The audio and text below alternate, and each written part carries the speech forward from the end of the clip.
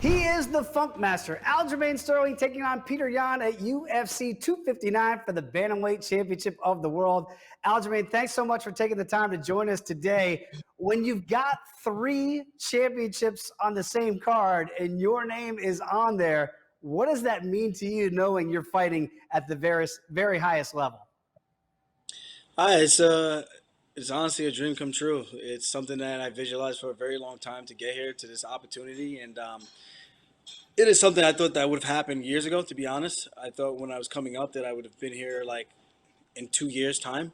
Just how frequently I like to fight, and got a little slowed down with a little delays, a couple of surgeries here and there, a couple of losses, and we're finally here.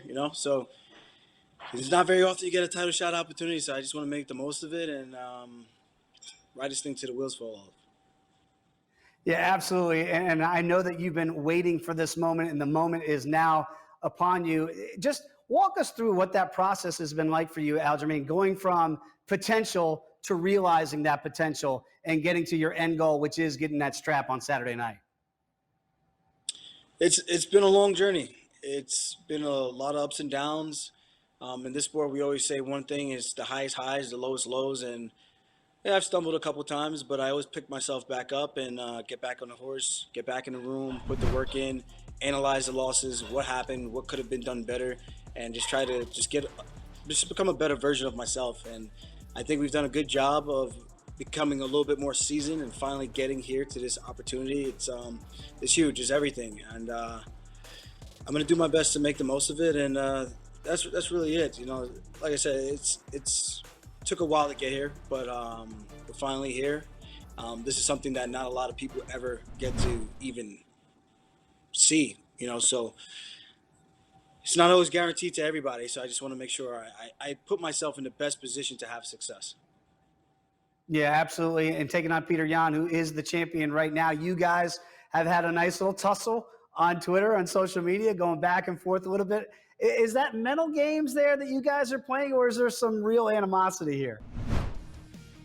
I don't know on his end, but he was saying something that I as the fight was getting closer, I stopped talking. I was like, dude, I was only talking because you kept talking to me, but I said everything I need to say already. And then once he said that, I just went on the offense and just started verbally assaulting this guy. I was like, if this is what you want to do, we could do this all the way to fight night. I don't give.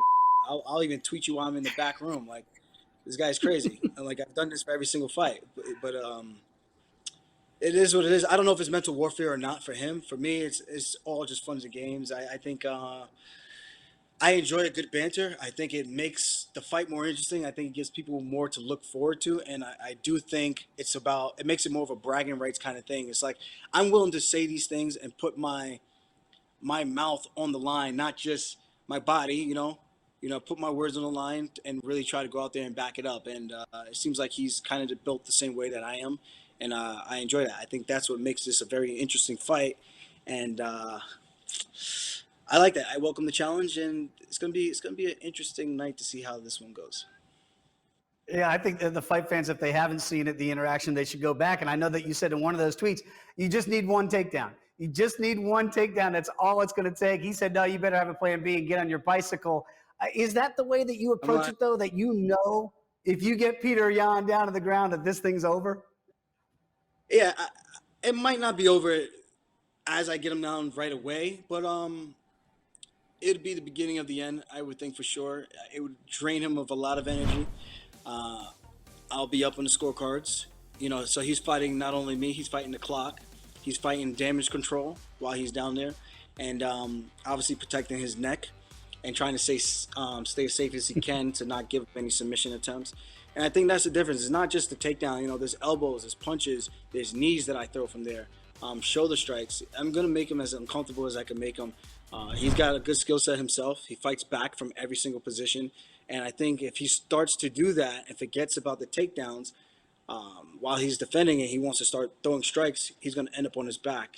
And from there, I just need to get the hooks in, and that'll be all she wrote.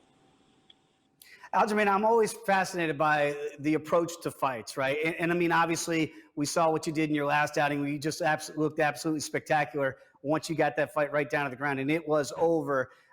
I've talked to guys like John Jones that like to get inside of fighters' heads and say, oh, what do you do best? Oh, you're a wrestler? Okay, I'll out grapple you. And I know Petr Yan thinks he has a distinct advantage with his hands if this fight stays standing, but clearly you're no slouch there either. So are you comfortable no matter where this fight goes? Yeah, 100%. I'm pretty sure I have the much longer reach than he does. I've gotten better with my striking over the years and more comfortable. And I think that's what makes me dangerous. It's that with the ground game, my kicks are long. I'm pretty accurate with them. And even if they're not intended for anything, you have to respect it. Otherwise, you could just run into something. So I think that's what makes my style a little bit more dangerous for him. So this is going to be a very good chess match. And I think me just constantly reminding him, like, hey, man, I just need one takedown. I think that gets in his head a little bit because he knows he has to respect the takedown no matter what. He can't go out there and just have a straight-up boxing fight because it's not going to happen. He's not going to have a straight kickboxing fight because it's not going to happen. He's going to throw something, and I'm going to be right underneath it, or I'm going to be right on the outside. And once I find my opportunity to strike, push him against the cage, drag him down, and it'll be my night. We can't wait to watch. It's UFC 259. Aljamain Sterling taking on Petr Yan for that Bantamweight Championship. Aljamain, best of luck, and thanks for joining us here on the Stadium Fight Preview Show. Thank you guys for having me.